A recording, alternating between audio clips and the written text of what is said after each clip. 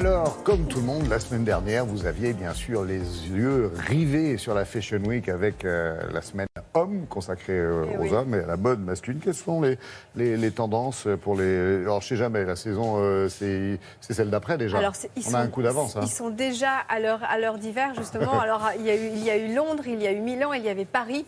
Et alors, le constat que l'on peut faire sur ces 3 Fashion Week, c'est que le côté habillé, costume 3 pièces, c'est vraiment fini. C'est fini, on l'a enterré. C'est fini, on l'a enterré. Et c'est le sportswear qui domine, avec bien sûr, bien évidemment... c'est gentil de prévenir. Toutes les baskets. Mais je vous rassure, à Paris, quand même, vous avez eu quand même des costumes masculins. Et la tendance, c'est vraiment des épaules très étroites, des vestes plutôt cintrées et inspirées d'une célèbre...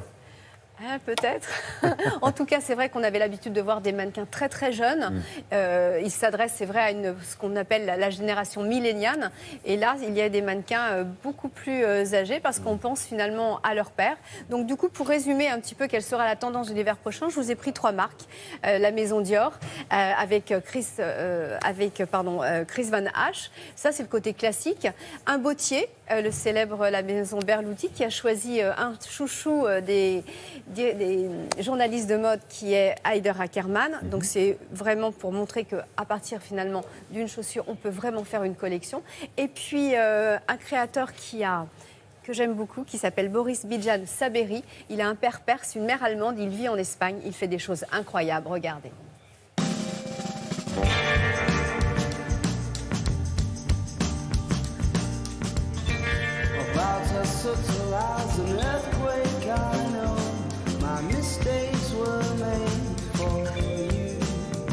Ce qui a vraiment changé dans la mode depuis 10 ans, c'est l'intensité, c'est le choix, c'est les propositions qui sont faites. Et puis il y a de plus en plus d'hommes qui s'intéressent à la mode.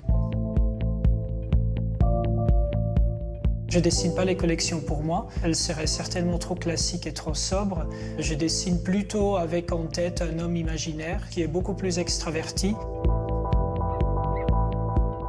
Mon travail chez Dior Homme a toujours été basé sur des contrastes. Il y a à la fois l'héritage, le savoir-faire, la précision, une forme de rigueur. Et puis, il y a ce que j'apporte moi en tant que designer, qui est l'élément beaucoup plus street, sport. Je fais des propositions de silhouettes. J'aime pas réfléchir au défilé comme des tendances.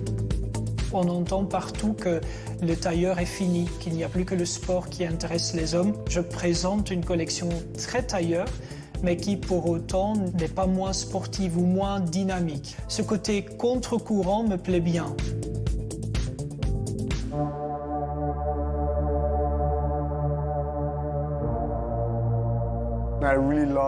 J'aime les challenges, et pas seulement dans mes collections. Un créateur de mode est quelqu'un qui façonne des vêtements. Il ne doit pas être uniquement un dessinateur.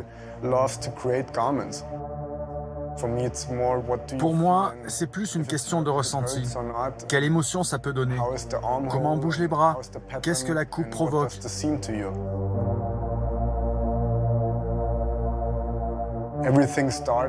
Je m'impose énormément de contraintes dès le début. Et là, ça devient vraiment très compliqué. On fait tout nous-mêmes, du patronage jusqu'au travail final du cuir, par exemple. C'est vraiment incroyable ce que l'on arrive à produire. C'est quasiment impossible de refaire. Chaque pièce est unique. C'est vraiment ce que j'aime faire.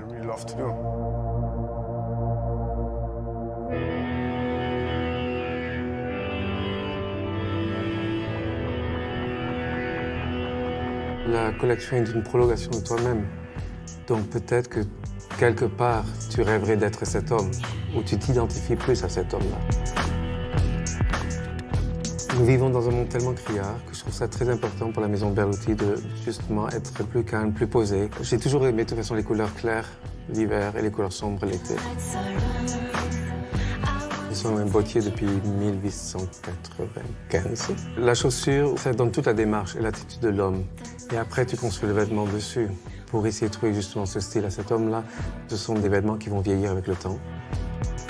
Le luxe, c'est quelque chose de très égoïste. C'est pour toi-même. Ce n'est pas intéressant de voir un vêtement qui te parle de très loin. C'est simplement agréable quand c'est toi qui le touche. Non, je ne fais pas semblant. Alors je disais justement que vous aviez des femmes, des fois, qui défilaient justement cette semaine pour nous prouver qu'on peut vous piquer vos trench en cuir. D'accord, donc ça continue encore et encore, ce n'est que le début. Exactement. D'accord. Allez, merci beaucoup.